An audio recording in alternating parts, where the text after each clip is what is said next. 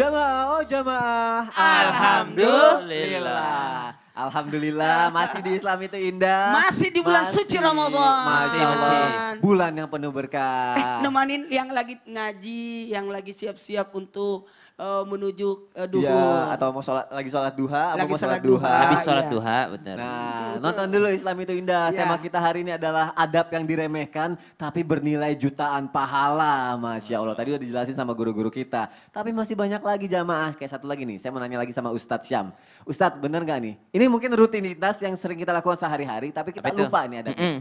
Benar nggak kalau kita memakai atau membuka pakaian itu dengan membaca bismillah terlebih dahulu, maka jin itu nggak akan bisa ngelihat aurat kita. Tapi emang beneran jin itu bisa ngelihat aurat kita? Itu gimana Ustadz Syam? Dalam Al-Quran disebutkan innahu yarakum huwa wa qabiluhu min haitsu la tarawnahum. Mereka melihat kalian, kalian tidak bisa melihat mereka. Jadi sudah menjadi fitrah kita bahwasanya kita tidak bisa melihat makhluk makhluk halus, makhluk gaib yang kalau kita disebutnya ya. Kalau di Indonesia juga makhluk halus ya karena tidak bisa dengan kasat mata. Kemudian mereka bisa melihat kalian. Dalam keadaan apapun mereka bisa melihat kalian, tapi kita tidak bisa melihat mereka. Maka sudah menjadi fitrah manusia tidak bisa melihat jin, akan tetapi jin bisa melihat manusia. Maka baginda Nabi Muhammad SAW mengingatkan kepada kita semua bahwa aurat kalian pun dilihat oleh mereka. Aurat kalian pun dilihat oleh mereka ketika kalian masuk kamar mandi itu dilihat sama mereka. Karena tempat kesukaannya kan termasuk tempat-tempat seperti kamar mandi, termasuk yang namanya di atap-atap rumah kalian mereka semua ada di sana, termasuk yang namanya di dekat tempat pembuangan sampah. Mereka senang di tempat-tempat seperti itu kalau jinnya jin-jin yang kafir dan mereka mampu untuk melihat aurat kalian kecuali membaca bismillah. Maka kata baginda Nabi sebelum masuk kamar mandi ucapkan bismillah ya. Kemudian apalagi bukan hanya masuk kamar mandi, akan tetapi ketika kita membuka pakaian kita,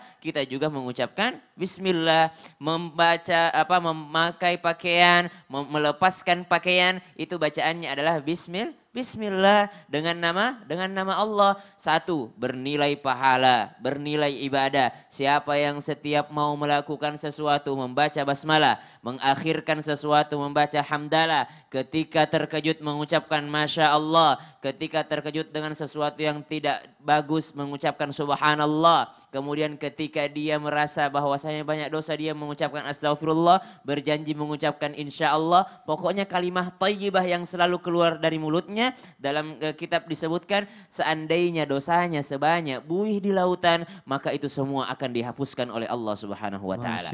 Yang pertama bernilai ibadah, yang kedua dihapuskan dosa-dosa kita kalau kita senantiasa membaca basmalah dan mengakhirkan dengan alhamdulillah.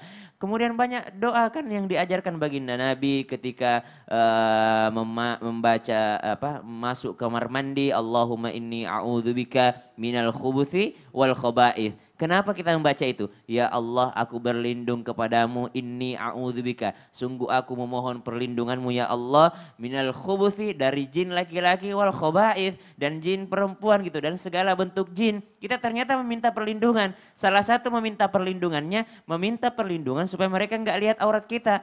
Pernah gak sih orang-orang yang jin jatuh cinta sama dia ya kan, udah kayak drakor aja gitu. Iya. Udah kayak sinetron aja gitu kan. Jadi ada jin yang jatuh cinta sama dia, dia pun akhirnya cinta sama jin itu. Waduh. Akhirnya merasa merasa senang sendiri, mudah-mudahan bukan saya nanti yang kena ini kan. Karena dicintai oleh jin gitu kan. Jadi ternyata karena lupa membaca doa masuk kamar mandi, lupa membaca basmalah. Ya, jadi ketika sudah masuk kamar mandi, apakah boleh baca basmalah dalam kamar mandi? Ternyata kalau beberapa imam mengatakan kita tidak boleh lepas zikir kepada Allah, akan tetapi yang ditahan adalah lisan. Yang ditahan adalah lisan kita. Kan ada juga orang, kan kita buka bajunya itu bukan di luar kamar mandi. Ya. Kita kan buka bajunya Di sudah di dalam. dalam. Iya. Jadi bagaimana kalau kita sudah di dalam, baru mau bukanya, kan ada toilet. Katanya Iya. nggak boleh berzikir kalau ada toilet. Bukan nggak boleh berzikir, tapi lisan ini yang ditahan untuk berzikir. Hatinya tetap berzikir. Oh, kalau dalam hati nggak apa-apa Dalam ya? hatinya nggak apa-apa. Menurut banyak riwayat, banyak imam, mayoritas imam mengatakan kalau hati itu tetap tersambung kepada Allah Subhanahu wa taala. Ketika sudah masuk kamar mandi, lisannya dia tahan untuk tidak mengucapkan basmalah, akan tetapi hatinya tetap mengingat Allah Subhanahu wa taala. Karena udah dalam kamar mandi. Jangan dalam kamar mandi karena baru dengar tentang pelajaran ini, mama ternyata ada sunnah Nabi. Apa itu? Pokoknya dengar entar adik kalau udah masuk kamar mandi. Pasti dalam kamar mandi, bismillahirrahmanirrahim. Ngapain kau baca ayat di dalam kamar mandi? Nah, itu tidak dibenarkan. Dengan dalam hatinya. Keluar kamar mandi pun demikian. Bukankah kalau wudhu dalam kamar mandi juga membaca basmalah? Tapi basmalahnya di dalam hati. Di dalam kamar ketika membuka pakaian kita kadang peduli kan, oh, ada orang gak ya, ada orang gak ya. Kalau gak ada orang telanjang dia di dalam kamarnya. Iya. Ya, atau di dalam rumah karena nggak ada orang ya bebas aja dia dengan pakaiannya yang terbuka.